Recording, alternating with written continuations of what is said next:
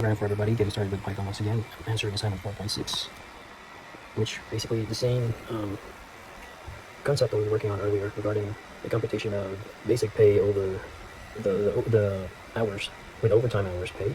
It goes write a program which would prompt to enter a desired hours. In this case, we would need to enter 45 hours with a regular rate of 10.50, and it's supposed to calculate the 5 hours overtime pay on top of the regular pay. So down here at the bottom, there's a pre-programmed code which basically doesn't work at all. Those values that are entered there needs to be changed, of course. So we have here. So what I have here is the code for the previous exercise that we have, which basically does the same exact thing. It's going to compute the hourly rate of pay for regular and with the ones that has overtime pay. This is a pretty complex one, as you can see. What we'll be doing now is the only difference from this current exercise is that we will be integrating a function called definition function, where we have to define our own function and basically we'll work a command through that function. We will be using that function that we'll be creating on our own to come up with a command which basically would compute the desired result that we need. This is derived from this lesson right here. We'll be using the definition function. Here, where is it? Definition. Okay, so definition would allow you to create your own function, just like what we do, just like what they do here in the lesson.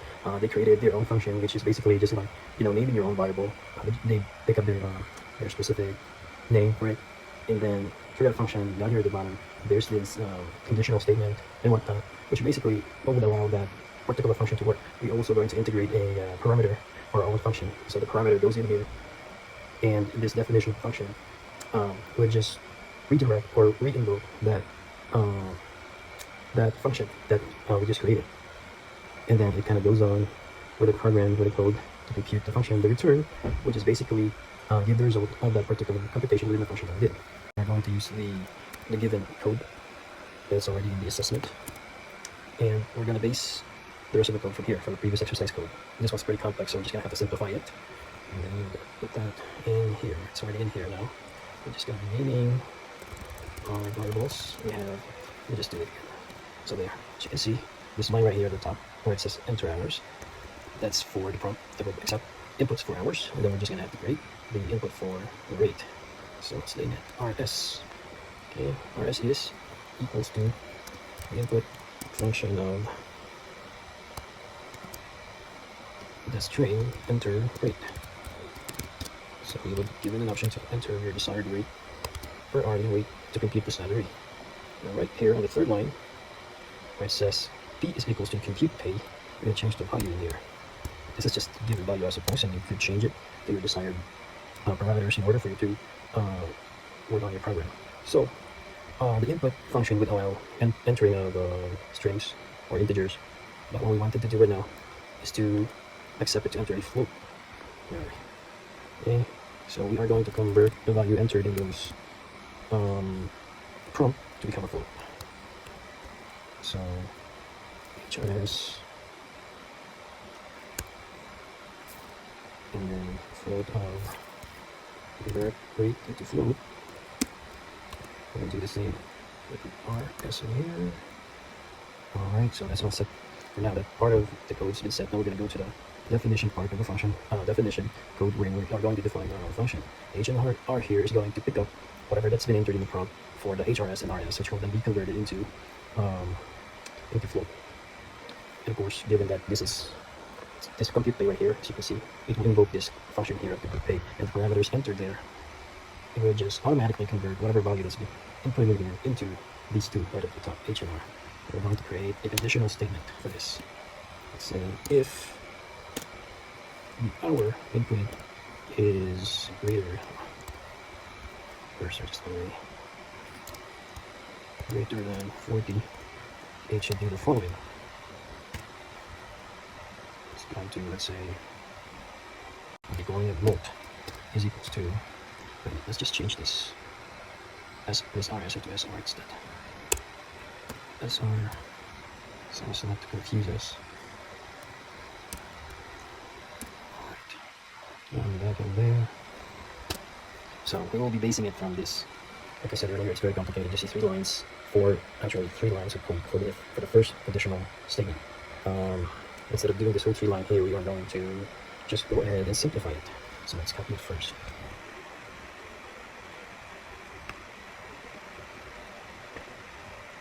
Oh no, let's just, yeah, very much better if you copy it so that we could do better simplifying it. So it says here,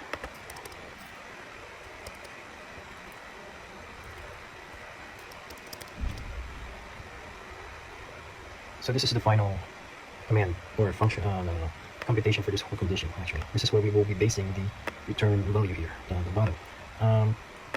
But we have all these other two lines right at the top, which is going to need to simplify it, like put it in one line so we could create a one-line variable.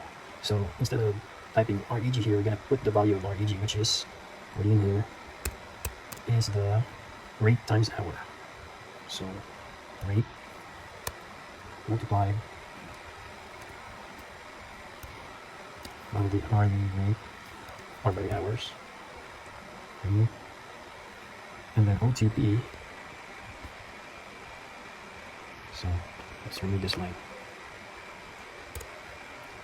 OTP, instead of defining it as a variable on its own, let's just put them directly in here. Okay, now there's no such thing as FNR, so we're going to remove this, to remove that. Okay, and then just basically call everything as mult. There we go. That should return this whole conditional statement should return that value mult. There we go. Since it's a conditional statement, it can be completed if we don't have an else statement for the alternative option. Okay, so it's like, if this is the case, do this. If not, then do this. So we'll do that in here. Just basically going to say that if the hours is, just the regular hours, just compute P directly as hours times rate.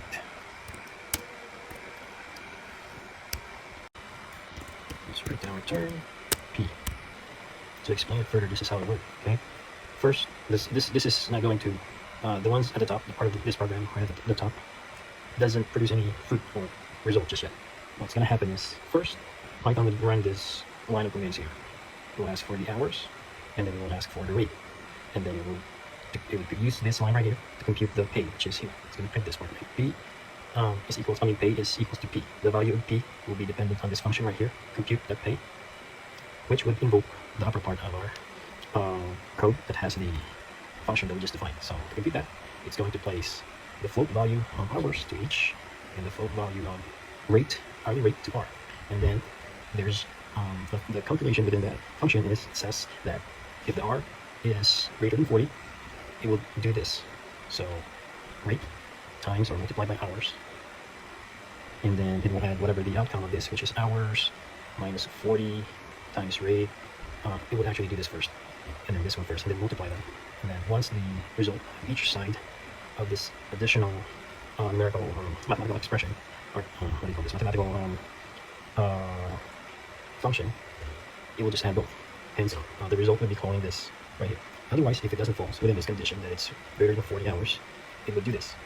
A simple function, which is P is equals to hour times or multiplied by the rate, and then it would call that function. It would put that function at the result of whatever the conditions here to this output here. As you can see, this one has several lines. I just kind of compact them all together into this one line right here at the top, and then the else statement. Pretty much the same one-liner statement. I just added the return value. Now we are going to save this and run it. Save it. Need to run it. Let's see, D-R. This is called. Oh, we don't have it in here just yet. See that. Some week. D-R. So there, it's located in the week 6 folder. So we're gonna go there, cd week 6 underscore 04, and we'll check if we have that saved. There, that's the name of the file. Where is it? There you go. The name of the file that we need to run. So to run that, we just need to call Python, and then the name of the file is ex underscore 04 underscore _406 py. Hit enter. Oh, I spelled Python somewhere. There. An error message in here. Basically tells us that in line 3 there's something wrong with the code, and I just found out that it's because we input two equal sign for the variable's definition. We're going to save that again. Okay, run it. There we go. I'm going to test it. Going back to the condition of this particular exercise. Says here we need to use a 45-hour period, and then the rate is 1050. So basically it went over 5 hours as the overtime, and it should compute the rate, and the desired result should be 498.75 for the total pay. So we're going to input 45 for the hours. The rate is 1050. There you go, we get the correct result. The desired result, which is 498.75. Let's try it with different hours. Let's say 40, and then regular. Okay, still 15. Computed it properly. Let's make it simple. Let's say 5 hours, and then the rate is 5, so we got 25. So here, what's happening is that when we input a value of more than 45, it does this line right here at the top. Hence, we got this computation right here. And if we input a time that is just the exact 40 hours, the condition would say if it doesn't fall within this parameter right here, or the condition at the top 40, more than 40 hours, it's basically just exact 40 hours. So it's going to compute as is. P is equals to hours times rate, and then it would print the output in here through P because it's defined here as P. As you can see, there you go. It's calling it as P. Alright, so compute page such is right. Okay, anyway, we are going to submit this code right here. And test it on the actual web browser provided for us. So we're going to change that into our code. There we go. Check it. And enter hours 45. Okay. Great. 1050. Okay. Computes 498. Alright, see 498.75. We got it correct. We got a data grade on the server. So we're gonna go. We're all set.